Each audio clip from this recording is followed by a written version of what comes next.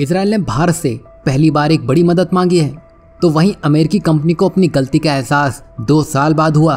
कहा भारत को छोड़कर जाना सबसे बड़ी भूल थी। तो वहीं रूस ने भारत वाली चाल से वेस्ट और अमेरिका का ही मुंह बंद करके रख दिया है।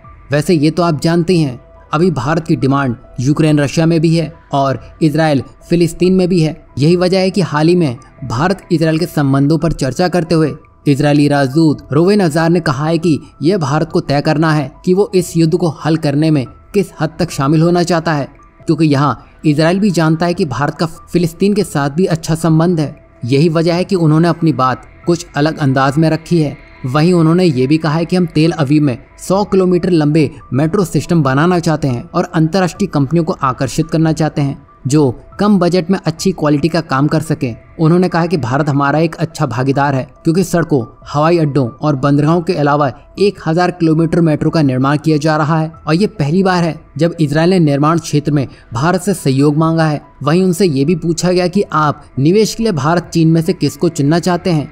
इसके जवाब में उन्होंने कहा कि अगर उन्हें निवेश करना होगा तो वो चीन के बजाय भारत को चुनना ज़्यादा पसंद करेंगे। उन्होंने समझाया कि इजराइल का चीन के साथ संबंध खास नहीं है, जबकि भारत के साथ उनका रिश्ता 2000 साल पुराना और मजबूत है।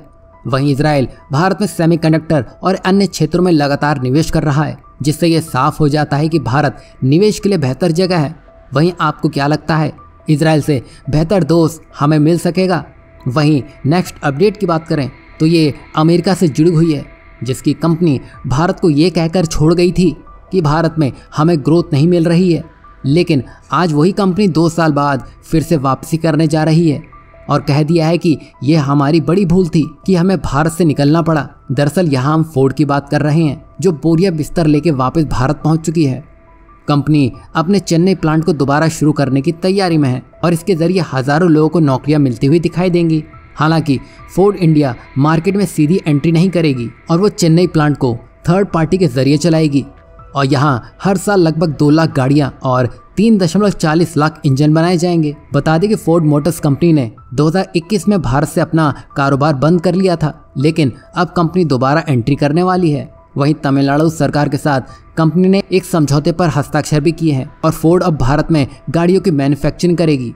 वहीं इस बार कंपनी का focus made in India Fords car दुनिया के देशों में एक्सपोर्ट करना होगा। बता दें कि इससे पहले प्लांट से कंपनी 37 देशों को अपनी गाड़ियां एक्सपोर्ट करती थी, जिनकी संख्या अब और बढ़ती हुई दिखाई देगी, क्योंकि कंपनी की वापसी का मकसद भारत में बड़ा धमाका करना है।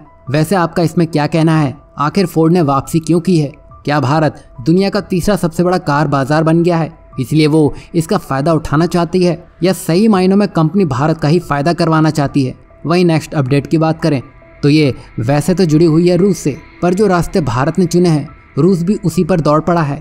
आपको याद होगा, भारत ने रूस से तेल खरीदा, वेस्ट और अमेरिका चिल्ला पड़े, पर उसी तेल को रिफाइन करके भारत ने वेस्ट और अमेरिका को बेचा तो उनके मुंह से चूं तक नहीं निकली। बस तो रूस भी वैसा ही करने में लगा है। बता दें कि रूस को अभी भी अपनी जरूरत का सामान वेस्ट और अमेरिका से हासिल करना पड़ रहा है। ऐसा लगता है कि ये सब एक दिखावा है दुनिया को दिखाने के लिए, क्योंकि जहां प्रॉफिट होगा फिर 2 दुश्मन भी एक टेबल पर चाय पीने बैठ जाएंगे। दरअसल खबर यह है कि रशिया की एविएशन इंडस्ट्री ज्यादातर वेस्ट पर ही निर्भर दिखाई देती है, क्योंकि रूस का विमान उद्योग अभी भी पश्चिमी देशों के विमान टायरों पर निर्भर है। वहीं यूक्रेन पर हमले के बाद अमेरिका और यूरोप ने रूस को टायर बेचने पर रोक लगा दी थी, लेकिन रिपोर्ट के मुताबिक रूस ने प्रतिबंधों को नजरअंदाज करके दूसरे देशों के जरिए $30 मिलियन के विमान टायर इंपोर्ट कर लिए हैं। बता दें कि ये टायर अमेरिकी कंपनी गुडियर्स, ब्रिटिश डनलॉप, जापानी ब्रिजस्टोन और फ्रांसीसी मिशेलिन से आए हैं।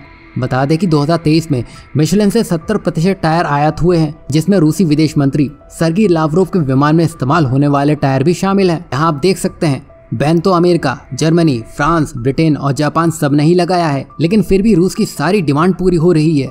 दरअसल national agency on corruption prevention यानी कि NACP की एक रिपोर्ट के अनुसार रूस में ज्यादातर पश्चिमी सामान पिछले साल चीन, तुर्की, UAE, सऊदी अरब और मध्य एशियाई देशों के जरिए पहुंचा है, लेकिन कुछ टायर सीधे पश्चिमी देशों से ही आए थे। यहाँ आप देख सकते हैं जरूरत सबकी पूरी हो रही है, बस रास्ते अलग अलग हैं। वैसे यहाँ आपको क्या लगता है, रूस ने जो किया उसकी जानकारी किसी को होगी या नहीं, या उनको भी फायदा हो रहा है तो वो बस एक सप्लाई चेन का हिस्सा बन चुके हैं?